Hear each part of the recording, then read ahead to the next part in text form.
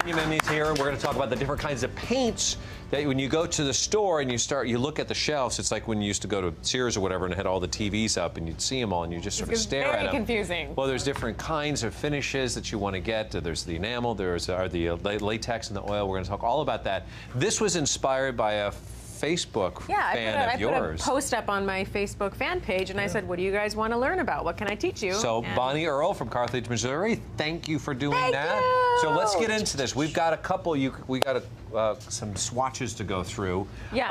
What are the, we're going to talk sheens first. Sheens, okay, so as far as sheens or finishes go, there's a flat, a semi, and a gloss, which basically says what it is. So the flat finish, as you can see right here, it doesn't really, it actually absorbs the light. This reflects, and this has even more reflection. So if you see the gloss, see how reflective that is? Yeah. And then you see the semi, it's kind of reflective, but not quite as the gloss, and the flat, there is no reflection because it completely absorbs the light. Now, when would you want to make a choice to use these, in which kind of scenario? So it kind of depends on what your project is. So for example, a flat paint, which I have in my living room and dining room, it's hard. It's kind of hard to wash. So if you have kids, you might want to go over to a semi. But this is really good for walls in your dining room, more elegant feel, something where your kids might not be as often. If you're doing the kitchen, I have a semi-gloss in my kitchen because I didn't want to put a full gloss finish in my kitchen. I wanted something in between.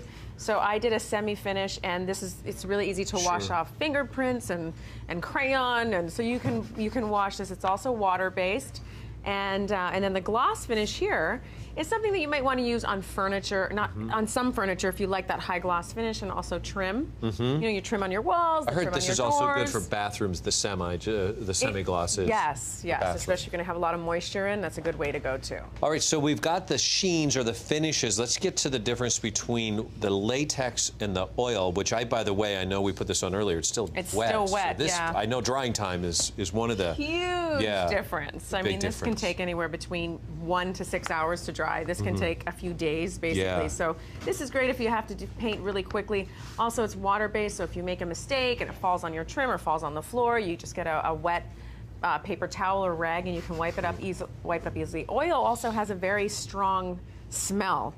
Yeah. And it's very heavy, but it does stick to just about anything. Yeah. So I would go with a latex paint, especially for the outside of your house example. You might want to move on to an oil-based. It's kind of harder to find oil these days, right? It's not phased out, but it's just not as popular as the latex. That's true. It's kind of an older school type thing. The newer paints now are all water-based. I always go, what's the easiest cleanup? Right. I want to know when I'm cleaning my brushes and my rollers afterwards. If you're not an amazing painter, definitely go with the latex. All right, let's go down here now. This is, what are we talking about here? We've got chalk, milk, and clay. These are specialty paints. I absolutely love these specialty paints. They're all made with natural products. So clay actually is made with clay.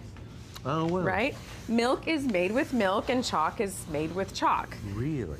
Milk is awesome, which I know you like antiquing furniture, because you've done some projects like that. So you know when you have when you want to antique something, and then you want to sort of rub off some of it around the corners to sort of give it that weathered look, use a milk-based paint or chalk.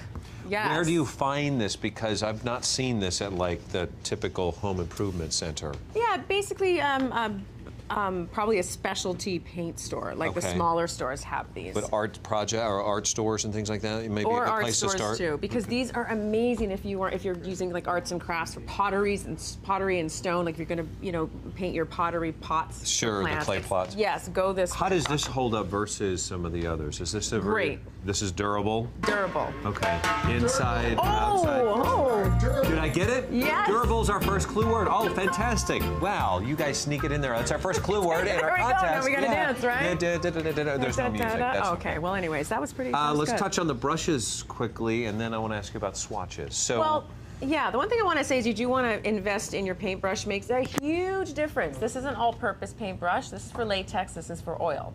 Now the difference is that for an all-purpose, it's sort of, the bristles are a little stiffer for your oil. Latex, they're really super soft. All-purpose is sort of somewhere in between. If you feel them, you can tell the difference. The latex is very soft to the touch. And then an oil-based, because it's a heavier paint, you want to have thicker bristles too. All right. And this is sort of a cheap brush. A lot of people will buy this for primer and stuff, because sometimes the primer I'll use doesn't that perfect. if I'm going to stain something.